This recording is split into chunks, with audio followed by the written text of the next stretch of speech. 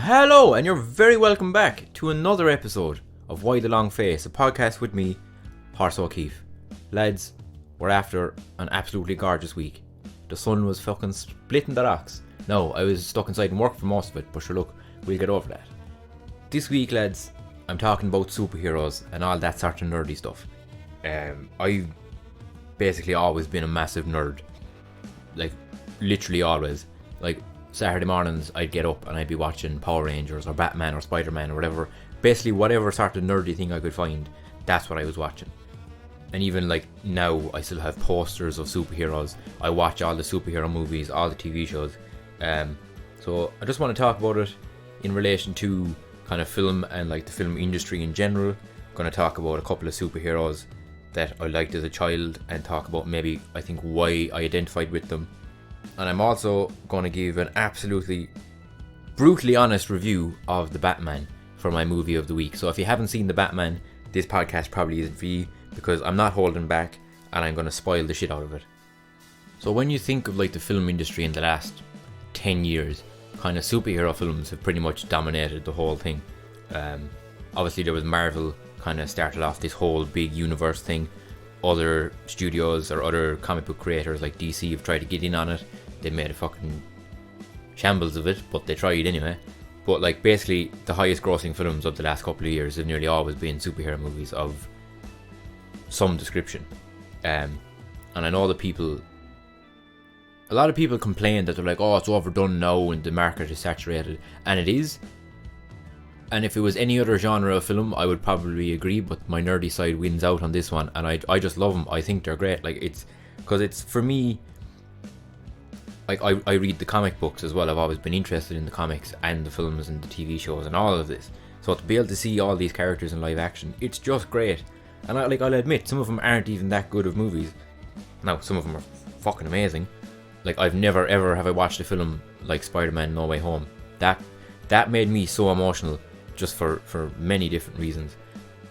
But they're not all that good. But I'll still watch them. I still enjoy them because of the fact that I'm literally getting to see characters that I used to read and like see on the paper. They're now on a big screen and they're being done in live action.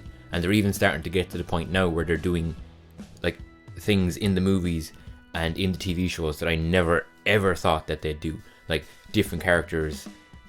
Like, spoiler alert, but like in... There you go now. Getting fucking text messages from Tinder in the middle of my podcast. Anyway, in Avengers Endgame, there is a bit where Captain America wields Thor's hammer, and like that was just... I can remember sitting in the cinema, seeing that, and just got this overwhelming like tingle all over my body because that was just fucking amazing. There's no two ways about it, lads. That was just honestly the most fucking amazing thing I'd ever seen in cinema. I mean, to be fair, you could always just argue that if they're not for you, you don't have to watch them. Like, there is still hundreds of movies that come out every year. So the argument that, oh, it's oversaturated, like, fine. If you think that, that's fine, because they're not being made for you. They're being made for the likes of me, like, who are super fans and who just absolutely love the whole genre. Like, for anyone who doesn't know, I have a stupidly big DVD collection. Like, I think it's just under 600 DVDs at the moment. And like, one of the main things I wanted to do was I pretty much have like the entire Marvel Cinematic Universe on DVD. And again, I know you can get them on Disney Plus, I know you can stream them, I know all of this. But it's the fact that I have like physical copy of this frankly monumental fucking like piece of cinema and piece of like the film industry. Like, when the first Marvel film came out in, I think it was like 2007, 2008 with Iron Man, like, no one knew how big the whole Marvel Cinematic Universe was going to get. Like, no one had any idea. Marvel barely had an idea. Like, Marvel knew they were going to build towards like the first Avengers film, and that's what they were doing. But by the time they got to like the second Avengers and the third Avengers, like, that was when all these other studios tried to come in and tried to make their own cinematic universes. But it was too late, because Marvel had been planning this for years, and now we're at the point where there's like spin-off TV shows and there's spin-off comic books, and if you're going in now trying to do it all, yes, it can be very overwhelming because there's a fuck ton of stuff to try and catch up on. But again, as a fan, it's just amazing that it's not just a case of, because in the early 2000s they tried to make a couple of Marvel films, like they made Daredevil and Elektra and like Fantastic Four and all these, but they weren't connected. They were all just standalone films, and yeah, that was nice, but it's really nice to have this one kind of coherent universe where everything is connected, because it makes you enjoy it like more. And to be fair, like some lines you might just see them as like a little throwaway line, but if you're a stupid nerdy fan like me, you're like, oh, but that line is a callback to the film that came out 3 years ago and it was this. And it's just the fact that they've built this massive world now. Like, even if you don't like the movies, you can't fault Marvel. You can't say that they haven't done something amazing with what they did with all of these movies and all of these characters, and the way they've just fleshed them all out and basically connected them all into this one huge universe. Like, even before all the Marvel stuff, like I think like Batman is probably one of my most favorite superheroes. I don't know why in particular. It's not like anything he does like specifically resonates with me. It's just always been that way. Like, I've just always really loved Batman. And I remember specifically, my dad bought it was like a box set of the 4 Batman films from the 90s. So like the Michael Keaton ones, and then the 2 Joel Schumacher directed ones. And I remember like watching all of those. I think we watched them like one weekend after another, so over the space of the 4 weekends. And I was hooked. I was obsessed. Like, that Michael Keaton Batmobile is so iconic. It's just fucking class. Like, I've always said that when I'm big and rich and famous, that I'm gonna buy one of those. I don't care how much it costs. I'm gonna have one, so I can nip down to Tesco's in a fucking Batmobile, because that would just be class. And like going forward, then like to this day, The Dark Knight is one of my favorite films. Mostly because of Heath Ledger's Joker. I just think that performance is just phenomenal. But just as a Batman film, it's just fucking great. Like, the Nolan universe, the Nolan Batman films as a trilogy are just really solid, and I love them. And then, so I pretty much, like, I like all the Batmans for different reasons. Like, even though you might say the George Clooney one is bad, I will still watch that film because it's really cheesy. And I know it's probably not, I know they intended it for it to be like a little bit better, but I like it for what it is. Like, it's cheesy, it's campy, it's over the top. I still like it. And I can honestly say that there isn't a Batman film that I don't like.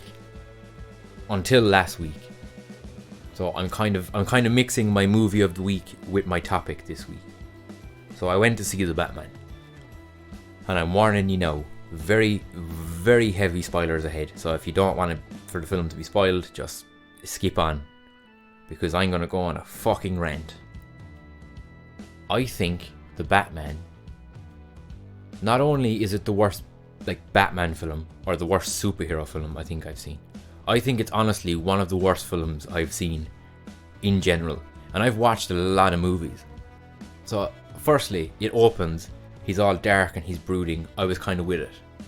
Then they played Nirvana, something in the way, and I was like, why is that here? That it just felt so out of place. And from then on, it just went downhill for me. Like,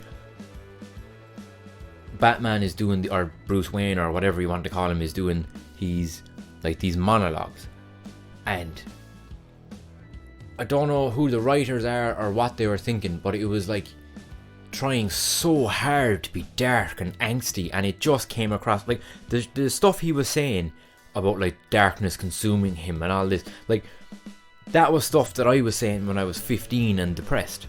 Like, and it just seemed so stupid. Like, I get what they were trying to do, but they didn't get it at all. They just completely missed. Then, next, right, his first conversation with Alfred, he literally says the words, "You're not my dad." Again, the most angsty, emo, teenage shit I've ever heard. For some reason, Robert Pattinson had like a fucking weird emo haircut.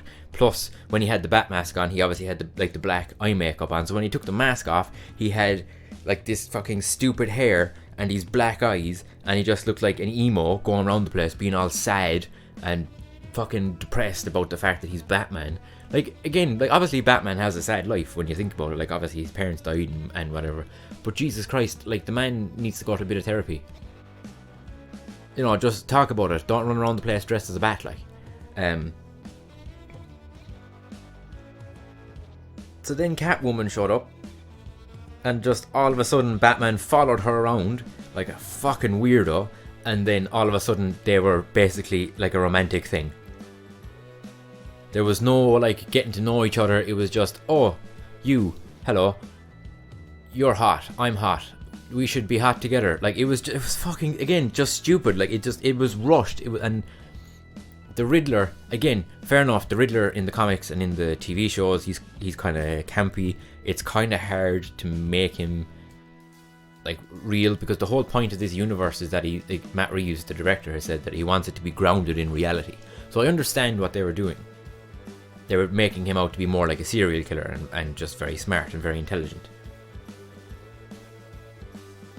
But it didn't even seem like the Riddler. It just seemed like Jigsaw from the Saw movies, and his name was Riddler. Like, there was, because he had all these weird traps and contraptions, and again, it was just, I felt like they were just trying too hard to make him dark and weird and ugh. Colin Farrell's Penguin was fucking great. I can't fault him on that. It was really good interpretation of the character. Obviously, my heart belongs to Danny DeVito's Penguin. That's never going to change, but he did a really good job. That's one thing I will say. The score was really good. I really liked the music, apart from the fucking Nirvana song in the middle of it. That was stupid. I liked the Batmobile, the look of the Batmobile. But there's a scene where he's in the Batmobile for the first time and he's there and all the bad guys are looking at him and he goes to rev the car and he stalls it. And even that was fucking stupid. Like, there was no need for it. Again, I understand that maybe they were trying to say, oh, he's a new Batman, he doesn't know what he's doing. But like, Batman shouldn't be fucking stalling the Batmobile. It was just stupid. So then they had like this really well done car chase. Again, I'll give them props for that. I can't fault that. And by the end of it, it was actually in the trailer. So it's the scene where Penguin's car is flipped on his roof, and so you could see like this upside down shot of the Batman walking towards him. And that was a really good shot. I genuinely really liked that. But then they ruined it, because you see Batman get like up to the car, and obviously because the car is on his roof, like you can see his knees, and he like bends down and he's like looking in the window with this fucking stupid look on his face, and he just looks really goofy. I'm like, you just completely took away any sort of like broodingness or darkness that the character actually had. It was just gone because he was like on his knees being like, oh gee, hello. Like, it was I'm getting really irritated now. Oh, and to top it all off, like, I love the Joker. I think the Joker is an amazing character. But they need to stop fucking shoehorning him in to every single Batman project. Like, regardless of if it's a Batman movie or a TV show or an animated series or what it is, they always manage to put him in. There is like hundreds of other Batman villains there. There's loads of them. You don't need to put him into everything. And not only that, but when he was talking to the Riddler, like, they don't necessarily say he's the Joker, but you know he's the Joker. He literally says the line, oh, there's worse things than being a clown. Why does it need to be so on the fucking nose? Oh my god. And like, so I went with my two housemates, and afterwards, like, the film finished and they were like, oh, that was great. And I went, oh yeah. And they were like, yeah, it was fucking class. I was like, oh, you're serious, you thought that was good. It took me about 20 minutes to convince them that I hated it, that I thought it was one of the worst pieces of cinema I'd ever seen, ever. Like, oh my god, it really annoyed me. In case you couldn't tell.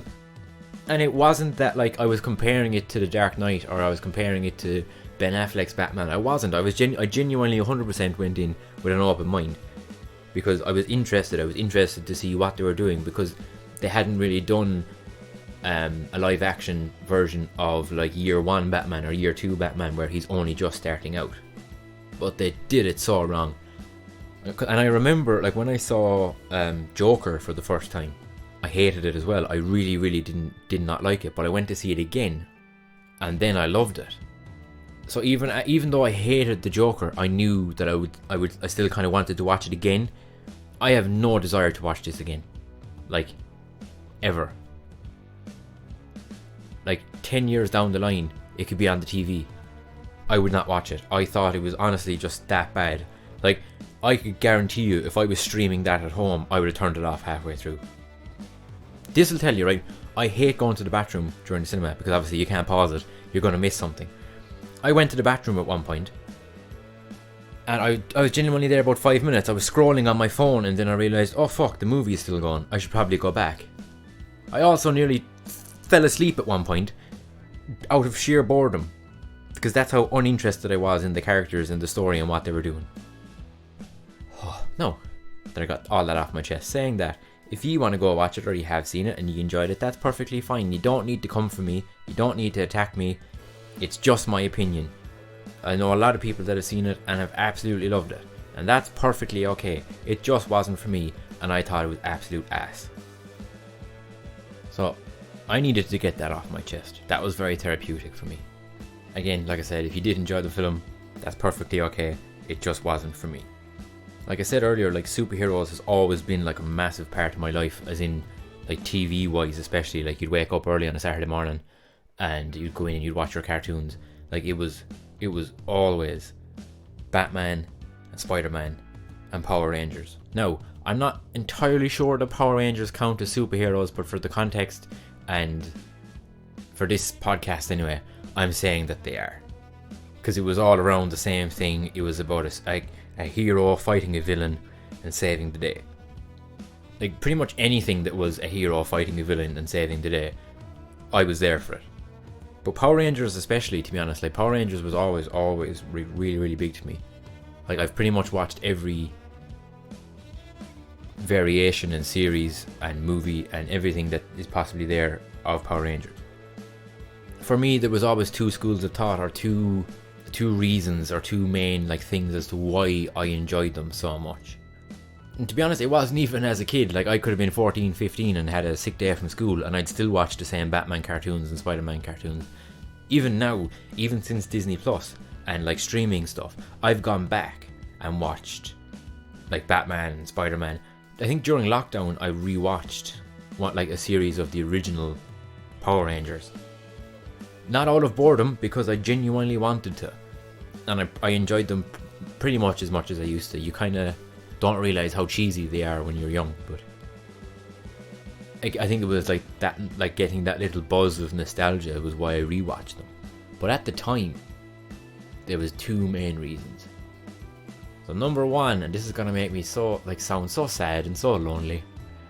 The hero always got the girl, and when you're young, like 12, 13, and you start being interested in people, like that whole thing of, oh, if I save her life, she'll fall in love with me. Now, it's very troubled, obviously, now, and that can get people into a lot of trouble, but like, we won't go into that. But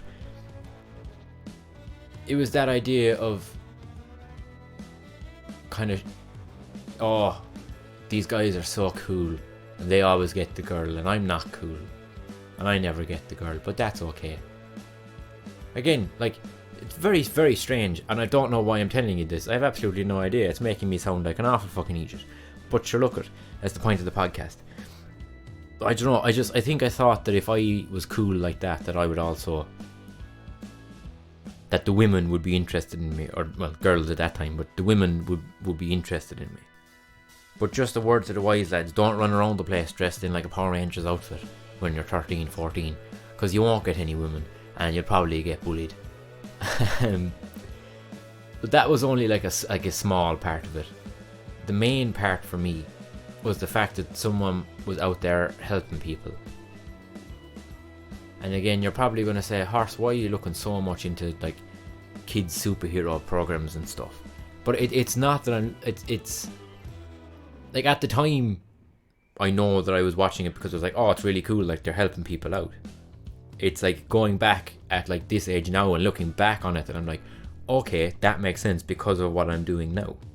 Like, I've always known from a very young age that I wanted to help people, but I was just never entirely sure how. Now, obviously, me becoming a superhero wasn't particularly feasible because I lived in the bog arse of Limerick. So if someone was in trouble, it probably would have taken me a very long time to actually get to them. So it really wasn't feasible. Plus, I was 12 and 13. I had no money to have a Bat Cave or a Batmobile or a Bat anything. I had a bike, that was about it. But like the superheroes always managed like to save the day and to help them out. Like I think that was like genuinely like a definite reason as to why it was drawn, because even now like I do this podcast and I'm giving out like a little bit of mental health advice, or like with my video work or my photography or the books that I've made, like I know that I've helped a few people like with those. So in a way that's kind of like my superpower, if you will. I put superpower in quotes because obviously it's not a superpower, but everyone has a superpower. Everyone has like one thing that they're really good at. My superpower is talking or talking about mental health, or my superpower would be like random movie knowledge. And I think it's just a really interesting way of looking at it, that like if you had to like right now sit there and say what your superpower was, what would it be? And it doesn't have to be, I'm not saying super strength, I'm not a super speed or anything like that, but your superpower could be you make an unreal bolognese, because that's going to come in handy at some point. Your superpower could be that you're really, really good at painting, or that you're a really talented musician. And I'm not saying you have to go around the place saying that you have superpowers or anything like that. It's just another way of, because I think people can get very defeated and people can compare themselves to people a lot, like I used to do with all these superheroes. Again, they're fictional characters, but I think we can get ourselves very down and we can be like, okay, well John at work is really good at sport, and Mary is really good at dancing, and Freddie is, I don't know, fucking super strong, and Jane is, I don't know, what else can you be talented at? She's really good at making Legos. I don't know, I'm saying all this off the top of my head, but the point is, you can't compare yourself to people, because like everyone out there has lived a completely different life. And who's to say that if you gave something a shot that you wouldn't be as good as Mary is, or John, or Tom, or whatever names I said. It's like when people say they're stupid. I don't think anyone's actually stupid. Just because, say in school, if you didn't do very well, that doesn't make you stupid. It just means that the stuff that they were trying to teach you just wasn't for you. It's just not stuff that you care about or that you're interested in. It doesn't make you stupid. Like, I know people who have said to me that they're stupid, or that they feel like they're stupid. And I say, but you're not, because you're like literally this one guy that I won't say his name, but in school he was like, I'm not going to do a good leaving cert and I'm not going to get anywhere because I'm stupid. But this fella was unbelievably good at woodwork, like phenomenally good. Now he's a carpenter, like he's done his apprenticeship, he's a fully qualified carpenter. He's making more fucking money than I am, and I spent 3 years in college. You're not stupid. No one's stupid. Everyone has their own superpower, that one thing that they're really, really good at. And again, I think people put too much pressure on themselves that you have to be good at like these really monumental things, and you don't. Like even now, I would struggle to say what I'm actually good at. Like I know I'm good at talking and doing this kind of thing, but I don't necessarily think there's a name for it. Like I know if you handed me a microphone and put me up on a stage in front of a couple of hundred people, I would be perfectly fine. I don't know what I do, but I do something, like talk and make them laugh or sing a song or do something. But that, whatever that is, whatever that talent is or whatever, that's my superpower. And you're probably listening to this saying, oh Jesus Christ, okay, Horse has completely lost the plot, he thinks we all have superpowers. Again, it's just a different way of wording that you're talented, or that everyone has something that they're good at. But even if that something is something small or something very, very specific, like you don't even have to be, say if it was cooking for example, you don't have to be like, I'm unreal at cooking everything. You could be, I make a fucking savage apple tart. That is something that you're good at, and it doesn't matter. You don't need to compare to someone else, being like, oh, well, someone else can make apple tart and banoffee pie. It doesn't matter. I realize I sound fucking insane, but I'm gonna keep saying it over and over until people start to manifest it and it starts to actually become a practice. Everyone is good at something. Everyone has a superpower. Okay? So even if that's just an exercise that you do for like the next week, is just have a think about it. Sit back and be like, okay, what am I actually good at? Like, what can I 100%, so like I can stand on my own 2 feet and say, I'm good at it.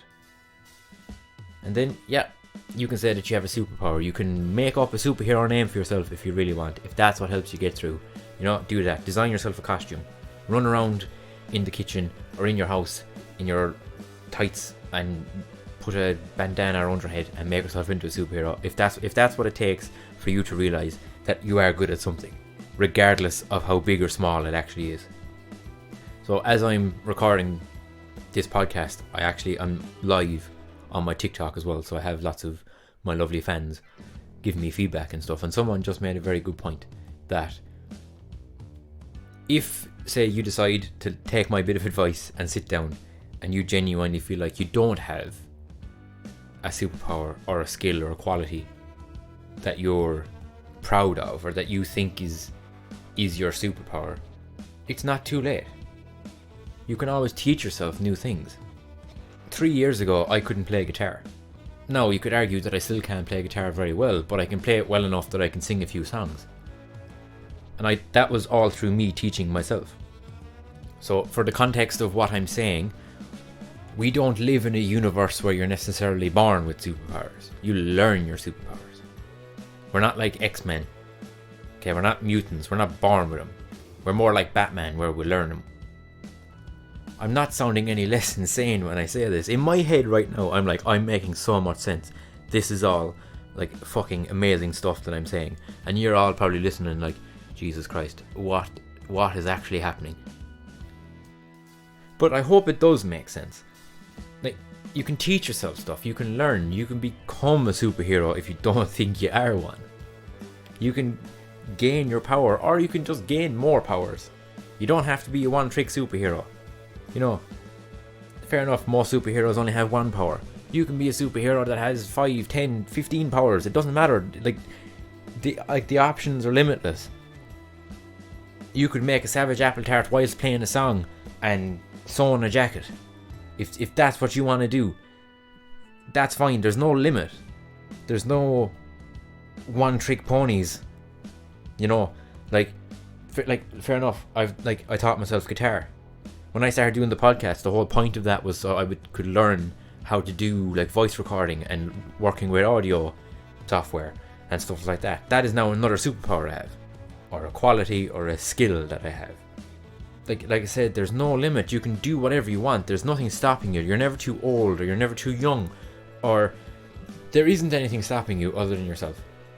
And I know people will argue that I don't have the time, or I don't have a way of getting somewhere, or there's always ways around it.